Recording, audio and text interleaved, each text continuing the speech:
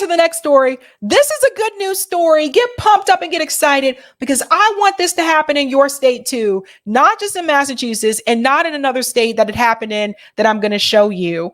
But big things happened here in Massachusetts. I did tell you guys that we did pass the millionaire wealth tax here in Massachusetts back in November as part of a ballot measure. Well, then the next step was, well, what do you do with that extra money that you have coming in now from the millionaires who really weren't paying their fair share here to begin with? Well, it turns out what you do is you make it so that every kid in this state can have free lunch. Check this out. Feel good story for you. One for the books, ladies and gentlemen.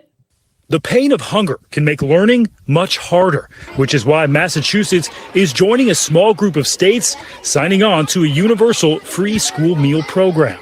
It's a big relief, especially for families. Nobody wants to see a child go hungry.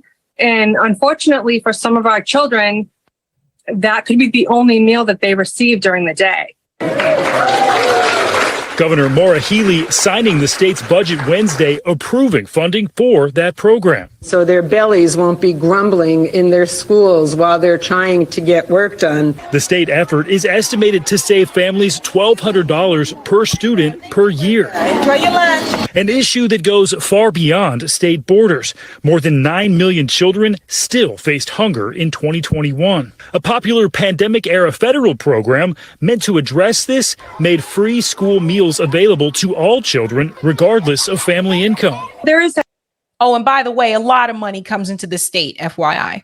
A lot of money comes into Massachusetts. And we have, I think last time I checked, we had over 300,000 millionaires in Massachusetts. So yeah. That sense of pride as a parent or as a guardian, what have you, that you don't want people to know that you're struggling. To see this all happen and watch us collectively go through this financial crisis, this pandemic, watching people struggle, it's extremely heartbreaking. But funding dried up last year, meaning it's up to each state or individual school districts to figure out what to do next. There are campaigns in more than 20 states across the country pushing for universal free school meals. But Massachusetts is only the 8th state to get the plan across the finish line. I'm going to pause here so you can see which states actually have it already. California, Colorado, New Mexico. I feel like Colorado is always in everything. Sorry, California, Colorado, New Mexico, Minnesota, Michigan, Vermont, and Maine. And here comes in Massachusetts as 8th. And then it looks like these are the green states are other proposals in reference to free lunch. And it also takes away the stigma for the students that qualify for free lunch or reduced lunch. It takes that stigma away when that child's in line to get their lunch. You know, it's like, well, they don't have to pull out their lunch money or, you know, those types of things. Like there is a certain stigma with that. So if you just give free school lunch to all of the students, then they don't have that, you know, that hindrance on them. We know that when kids are hungry, they can't focus, they can't concentrate, they can't learn. And so by making sure that every child in this country is in class, well-nourished and ready to learn, will have a huge impact on the economy, on kids' outcomes. Now, Allison, some states temporarily extended these free meals after the federal funds ended, but many of them did not. And student debt for their meals immediately started climbing, leaving districts to try to figure out what to do next. Some of them sending these to collection agencies, others even punishing the students, making them sit out activities due to this. The Food Research Council, by the way, through all of this says their polling shows that nationally there's 63% support for making these federal universal free meal programs permanent. Another thing I was going to add to is, yes, unfortunately, some students that have a student lunch debt or whatever, it can be embarrassing depending on the school. They've actually punished those students because their parents are late on like their school lunch. And so, yeah, like I said, there's a lot of stigma that goes along with it. Allison? Stephen Romo, thank you. Awesome. Now, I want to show you something else in reference to this and then we'll go back into the Massachusetts thing. Minnesota actually did this. I talked about it briefly on this show, but the governor of Minnesota apparently is very well liked among the kids and everybody there in Minnesota, apparently. But he actually had no hesitancy in reference to giving all those kids in Minnesota free lunch. In fact, you need to look it up and see all of the things that Minnesota actually passed last year that a lot of people are just not talking about. This is why I have that section on my YouTube channel that says, the ballot measure results. So you can go to each state and you can see what they passed in November. That's very important. People need to see what's happening on the local level. But we want to give a shout out here to Governor Tim Walz, because he was the one that signed that free school meals free school meals bill into law. Here we go. Those of us that have spent some time and understand that the lunchroom for breakfast or lunch, while certainly a place for nutrition, certainly a place to make sure that we had enough to eat before we went to school, was more than that. It was a place to be with our peers. It was a place to socialize. It was a place to relax for students, a place to feel good, to laugh, to tell jokes. That's what the lunchroom is supposed to be. This bill today is making sure that every student can partake in all of those things. One, having enough food when they get to school, making sure that it's not a concern, but also making sure there's no stigma attached to understanding that sometimes food insecurity is a lot closer to us than we think. If this were easy, it would have been done a long time ago, because I'll guarantee you the vast majority of Minnesotans agree that making sure every child has a full stomach when they come to school is something that they want. It is now law. Yeah, so that was signed into law. Now, Tim Walz is good on that issue, not so much on other issues. Let's just put that there, especially in reference to line 3. Not good on that issue, obviously.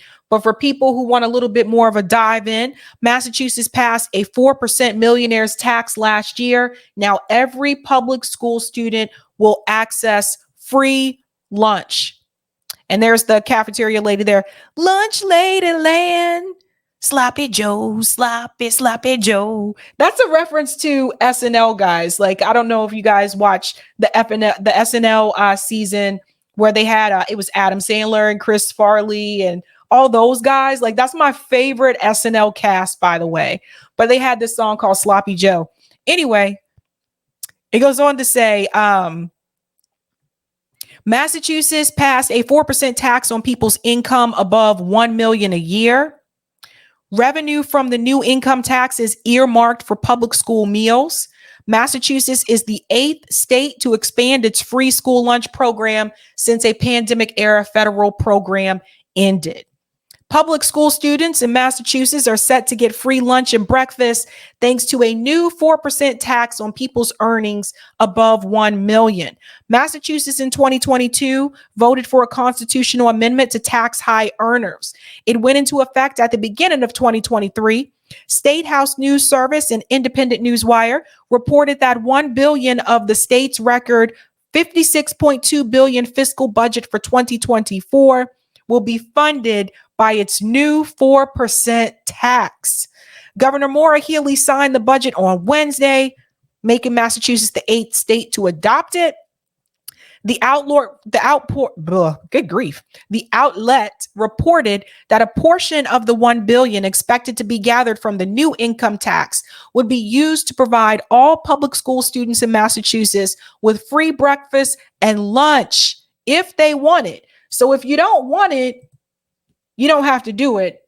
If you still want to bring your lunch, you can still bring your lunch if you do that. But obviously, most of the kids, especially the ones that were on reduced lunch or whatever, most of the kids are probably going to take the free lunch.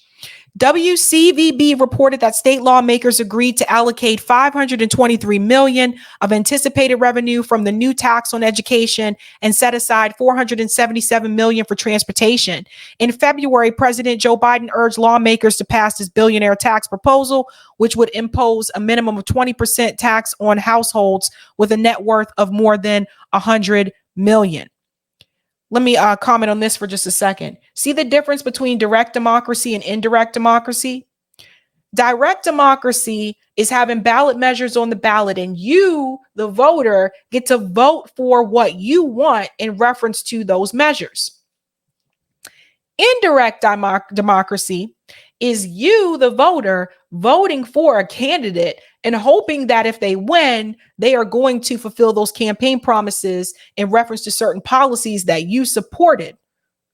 And usually, indirect democracy doesn't really work. It's not working out for us. Okay? Unlike Massachusetts' new tax, which is on income, the proposed billionaire's tax is aimed at wealth. And that's the important piece. Wealth. Jared Bernstein, a member of the White House Council of Economic Advisors, told CNBC the proposal would target big corporations and the wealthiest Americans while protecting people who made less than $400,000 a year from tax increases. Biden also signed the Inflation Reduction Act into law in February, which included a 15% minimum tax on corporations earning more than $1 billion. So there you go. So shout out to my state. But it can happen for you too.